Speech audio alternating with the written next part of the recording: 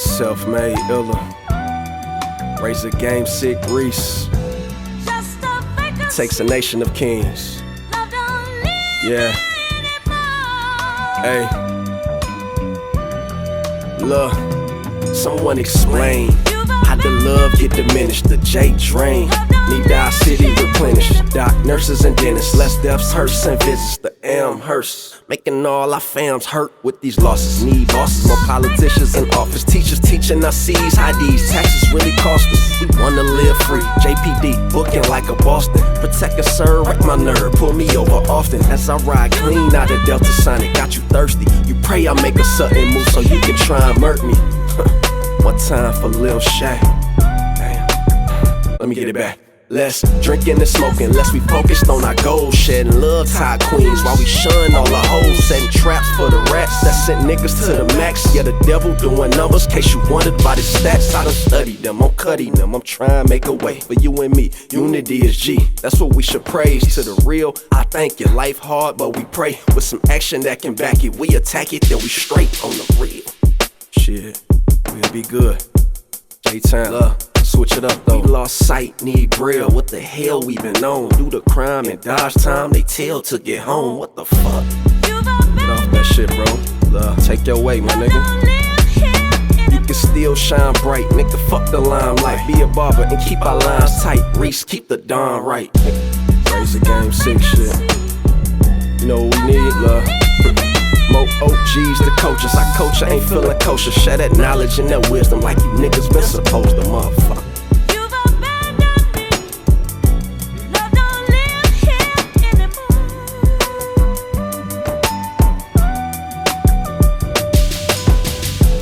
Just a vacancy. Love don't live anymore.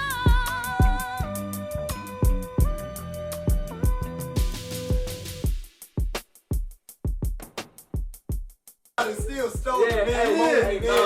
I like what y'all doing though. I salute y'all for what y'all doing though. My first time here though, I love y'all. Kosher, share that knowledge and that wisdom like you niggas been supposed to, motherfucker. You've abandoned me. Love don't live here anymore.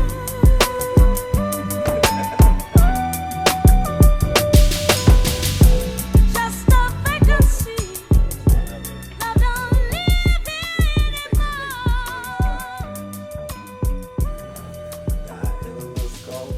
Advance to the bone, Mr. Honor Roll. I'm gonna get killed in school or what? Man. Welcome to another episode of the It Takes a Nation of Kings podcast. Go by the name of Dre Houston, aka Illa. And today I am surrounded by a lot of kings. Our topic today, we're gonna touch on music. The impact, the effects that it has on the listeners, you know, the artist itself, what he goes through creating it. A ton of topics. Let's get into it. I'm gonna hand it to my partner Reese. So, Definitely. for me personally, you know, I'm a Pac kid, I'm a Pac baby. So, I'm definitely rebellious just off of that. So I know where I get that from. I get it from that and the other teachers. Just going on your own thoughts. So, What album do you feel like left the biggest mark on you, I should say, or stamped you? Or what like influenced you more, or is this a certain project you feel like you want to speak on? Young Niggas. That song. Me Against the World.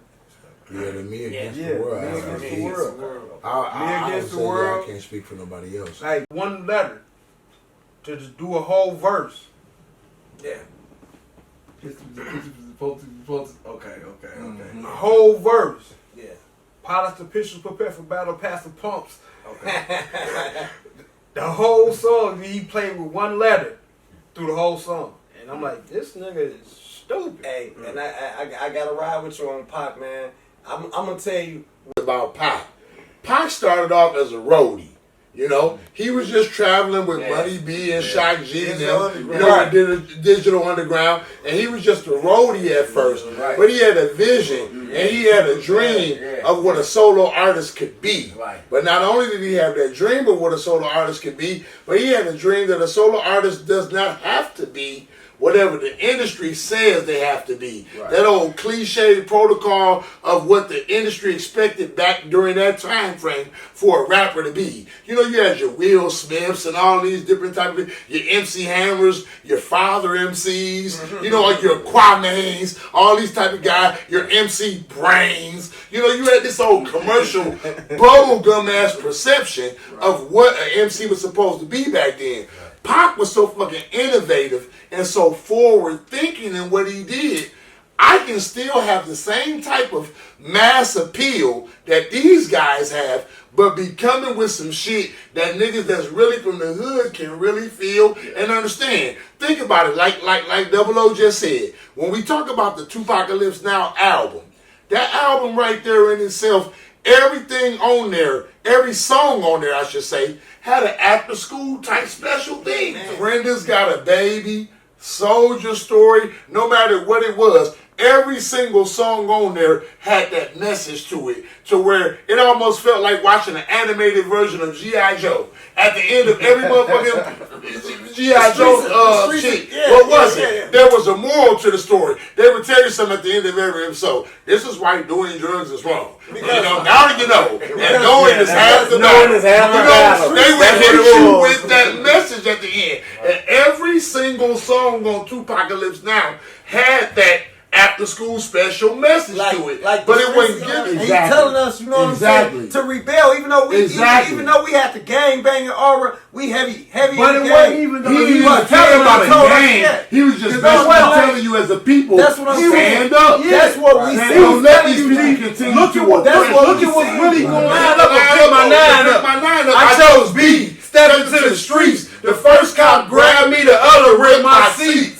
They grabbed my homie and they threw him to the car seat. What you doing, man? They tried to frame me. They tried to say I had some dope in the back seat, but I'm a rap fiend, not a crack fiend. You know what I mean? So think about it. I mean, I say all of that to say this. Way back then in the early 90s, Pac was painting a picture for you then of the undue and biased stereotypical shit that we deal with the law enforcement in this current day and age. Right. Here we are all these years later, and everything he talked about back then, it's more prevalent now than it was then, bro. And we was violent. So Music Land was in the mall. Right. You know what I'm saying? Music Land was in Jefferson Mall. They had the cassette singles. They was 99 cents. Yep. You know what I'm saying? It was 99 cents. So, what mall you say? Jefferson Mall. A lot of people don't know. Yeah, they don't know about Jefferson Mall. Jefferson Square? Yeah, Jefferson Square Mall. Where Walmart at right now. Yeah, where Walmart is right now. And a lot of people don't know. They transferred it into what did they turn it into? The Wood Forest Mall? Wood Forest Mall. They took us out first. They took us out first. Yeah. But Wilderness Mall. I was in music. That was called the Wilderness. Wilderness Mall. Not Wood Forest. Wood Forest trees. It all correlated. Yeah, that big ass trash tree. In the middle of the mall. In the middle. Shut eyes down though, basically. But I was in there, and I'm looking for cassette singles. So I see Tupac, and I'm like, we joking. We couldn't pronounce the name or nothing like that. You know what I'm saying? Right. Tupacalypse Now was the album. Yeah. So, you know what? Let me grab that Tupacalypse Now. And I grabbed that, and the most obscure song on the whole album was what captured me. Rest in peace, Footsie. Footsie carried the radio. We listened to the radio, and he's so animated with it. It came, roll up, it gets swole up, hold up. How you gonna play me like a sucker Dunkin' Donut? I done came a long way to get flex. So give me respect when I get wrecked, I get your motherfucking chin checked. Anyway, it sent us through a thing, you know, and it sent me through a thing. I was like, let me listen to this man music. Listen to this man music, man, and Soldier Story. You know what I'm saying? Yeah. And all they wanted to do. The one, Soldier Story. Real life shit. It told you. It made you feel it. It brought a chill through your spine. Cracked and took apart my family tree. My father, you know what I'm saying? And he came with that. I was like, man, you know what I'm saying? Yeah, you know what I'm saying? So, he was influential with me all the way till now through the gate. So when y'all speak of Pac, yes sir, you know what I'm saying? Yes sir. And that resonates with like everything that we was going through at that time. crooked police, Hollis ops be from the heavy. other side, the ops from the other side, everything. But when you had that victory and your opposition, you know what I'm saying, fell to your feet, you know what I'm saying, you say a cocktail Glock shells hit, raise a fist so they know who pulled the hit. You know what I'm saying? Embedded. It was deep. You know what I'm saying? I mean, just think about the way that he started off. Violent. Violent to me was probably the most gangster. Well, I ain't gonna say it's the most gangster tracks on the album, but what he touched on and what he talked. He just said you over. They claim that I'm violent just because I refuse to be silent. Sipping Chris are having fits because I'm not buying it. You know, he's telling you from the very beginning. Yeah. And then Violent was there. Like I'm telling niggas, I ain't seen a nigga. But with Violent though, I ain't seen. Everybody, I ain't seen a nigga play with that beat yet. Cause you can't. And you know where it came from? You know where it came from? Just because we play with the people You know what? I ain't seen a nigga attempt to play with that beat because Pac made that beat so nasty. You got you can't get on there and say no dumb shit. You gotta really say some shit. The way that he distinguished things on there. I mean, to start off a verse, the cops can't stand me, but they can't touch me. Call me a dope man cause I rock dope beats. Stopped by the police, didn't have my ID. I said, excuse me, why you trying to ride me? He had the nerve to say I had a curfew. Get out the car or I'll hurt you. You know what I mean? He said, I gotta pick the line. But this I gotta make my mind up. Pick the line, hit the line up, pick my line up. I chose B. Step into the streets. The first cop grabbed me, the other ripped my seats. They grabbed my homie and they threw him to the car seat. What you doing, man? They try to frame me. They try to say I had some dope in the back seat, but I'm a rap fiend, not a crack fiend. You know what I mean? So think about it. I mean, I say all of that to say this. Way back then in the early 90s, Pac was painting a picture for you then of the undue and biased stereotypical shit that we deal with the law enforcement in this current day and age. Right. Here we are all these years later, and everything he talked about back then, it's more prevalent now than it was then, bro. And we was violent. So we was violent. So you know what I'm saying? It perpetuated our not in a bad way, but it perpetuated our ego as men. Like this black man is on the radio and he's telling us, you know what I'm saying, to rebel. Even though we had the gang banging aura, we heavy. But it wasn't even though he was telling about the gang. He was just basically telling you as a people, stand up. That's what we said. Don't let these people continue to work. Look at what's really going on. Fuck, it ain't about us killing us. Look what's really going on. These people playing us against each other. Hey family, we learned red and blue from America. We learned if you do something we don't like, go over there and slaughter that shit from America. Exactly. 8,000 pounds. He was pulling that. Hey, check it out. No, peep the game, G. They playing us. That's why it's called the projects. Right. Let's see what happens when we stack all these niggas on top of each other. Yeah, and guess what? You know, CeeLo Green told you that when me and my family moved to an apartment complex. Exactly. When they gate with a serial code put up all that. I wonder if they put that gate up to keep crime out or keep our ass in. See, now y'all really put up there we go. We're going to expound on that because we doing the topic of music and we almost turned it into a Pac podcast real quick. No, because it's so influential. We love that's music. We gonna trickle down into all of that. So let me go to CeeLo Green. So Cole and Goody Mob. You know what I'm saying? Goody Mob. Okay, so think about I refuse limitations. Is the song. You know what I'm saying? CeeLo Green say, now I woke up this morning with the same frustration from situations like these. had to go get a job from one of these temporary agencies. Right. No high school diploma or any college degrees. I can't enlist, but they'll draft me if there's wars overseas. Exactly. Oh, please. Of course I can slang some OZs, but see, I'm one of these aspiring MCs. And bills is doing a double, but everyone disagrees, but I'd rather struggle on my feet than to live on my knees. Exactly. So, you know what I'm saying?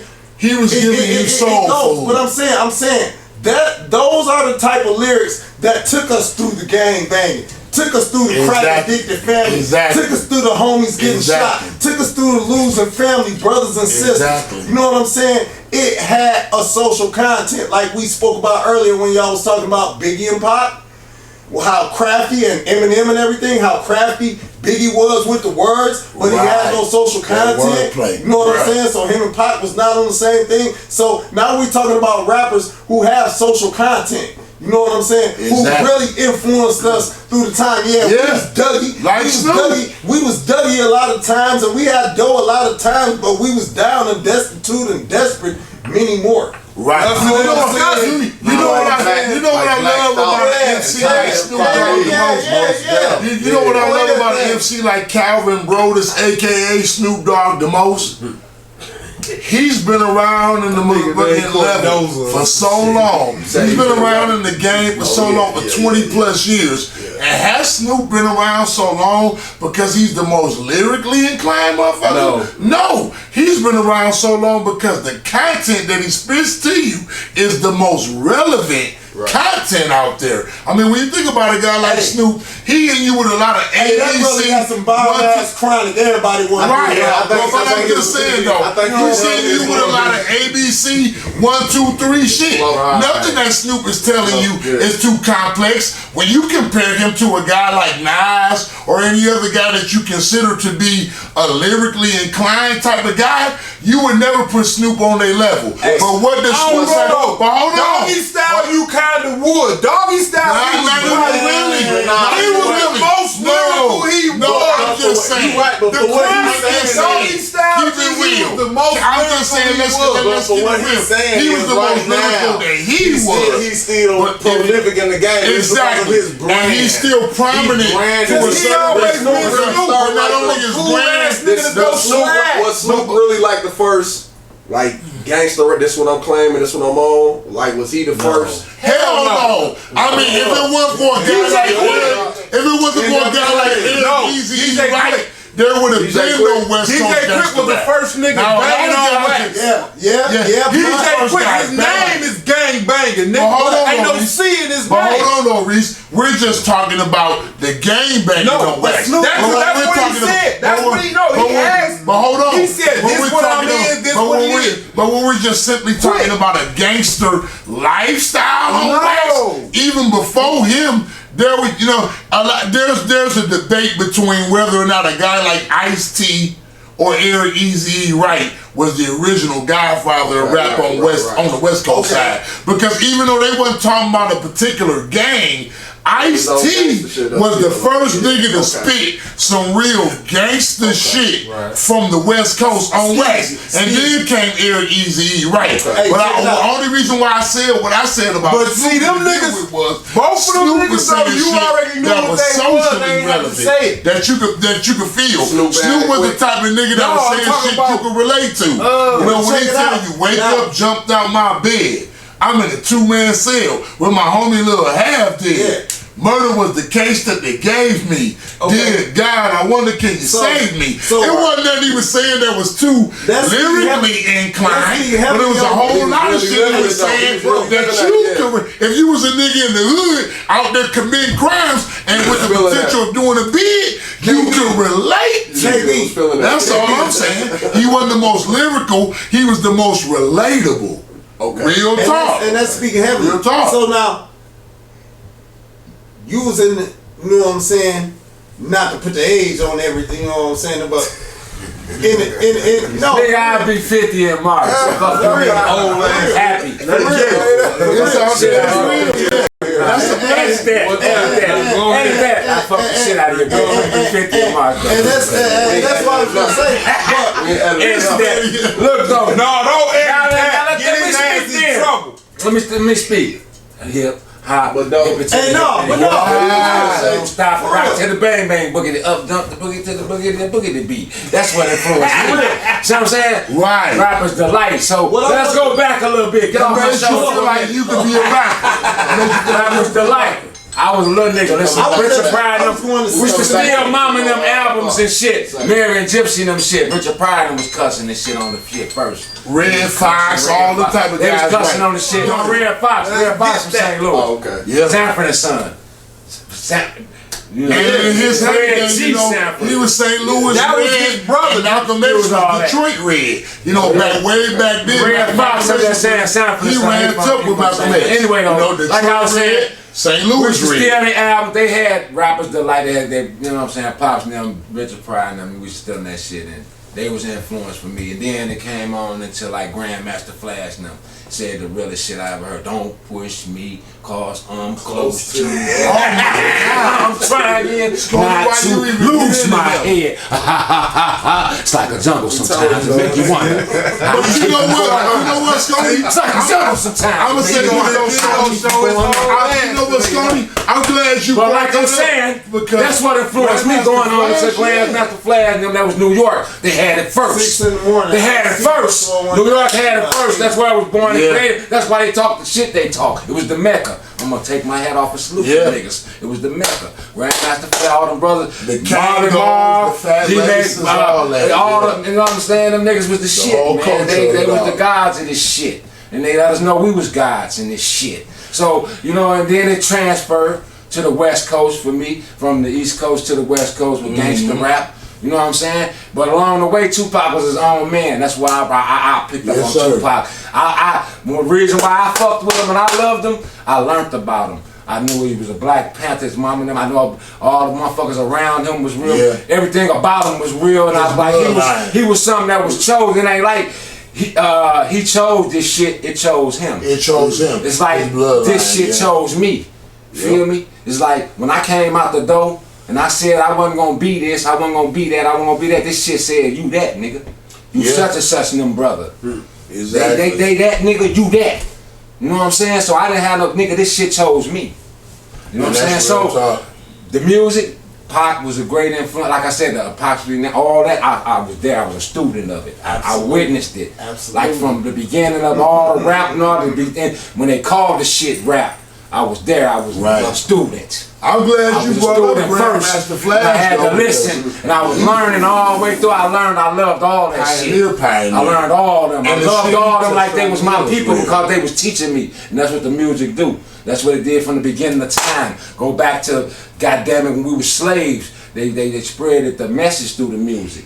The music, they spread when you couldn't get it to the East Coast, or you couldn't get it to the West Coast, or you couldn't get it to the South or the North or the East. song. They made a Old song. Negro spirit. They sent the song through. And that's what got us through. Like Harriet Tubman and them, all that shit was real. We are a link in the chain. The music is everything. If you fucking with the music and you fucking it up, you fucking up everything. You fucking up the structure. You fucking up family. You fucking up everything. This shit is for God. Heaven City. Excuse my language. I got my relationship with him. I cuss. I talk crazy.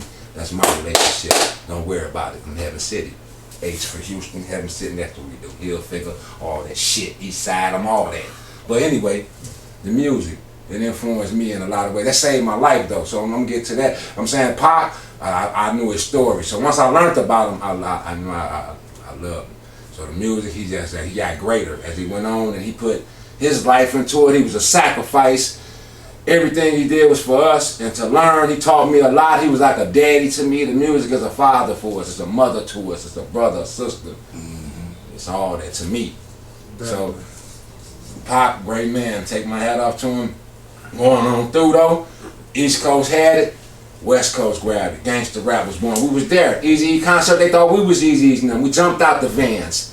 Kenny Houston them days, them Kono them, the whole town. All of us was together. Every nigga that was a name in the town, we jumped out them vans and ran there. They thought we was them.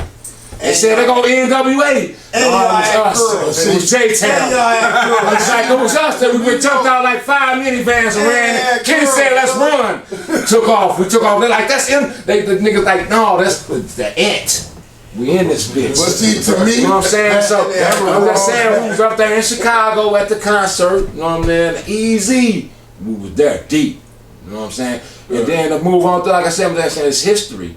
You know, the music is us. You know what I'm saying? We've been involved with it. You know what I'm saying? So it's you know, it means a lot to me because, like I said, it evaluated through time. Like I said, from the East Coast to the West Coast, and then I seen the South get it. But who last? Who last though? Ain't no last. Still got us. We next. We last. We last. Nigga, fuck you mean? Correct yourself.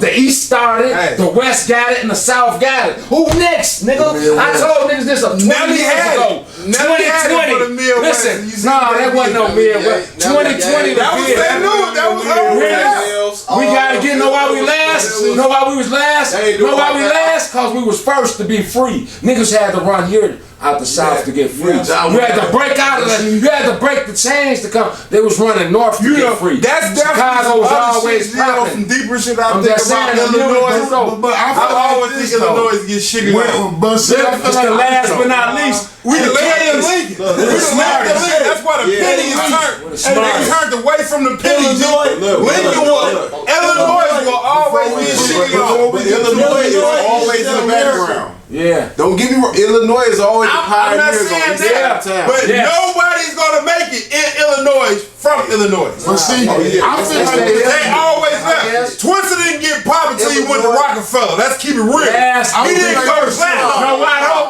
Kanye didn't leave. He left New York. Okay, now let me speak on what he's saying. That shit know is why? true. Know why? Know why? Cause it is. I agree with how It's gonna come back to. it's still from the Midwest. When you talk about what Larry Gordy and all them had going on, It's gonna come you know, back. a lot of that, it came from here to Come back. begin. They were all Southern artists. Major heartbeat of it. I give them that. But before it started in Chicago, and don't get me wrong, Chicago takes a hold of things. Illinois takes a hold of things No and doubt. change them and make it different and sometimes better. And I agree, as far as I'm concerned, that the music scene in Illinois, the music scene in Chicago did change rock and roll, blues.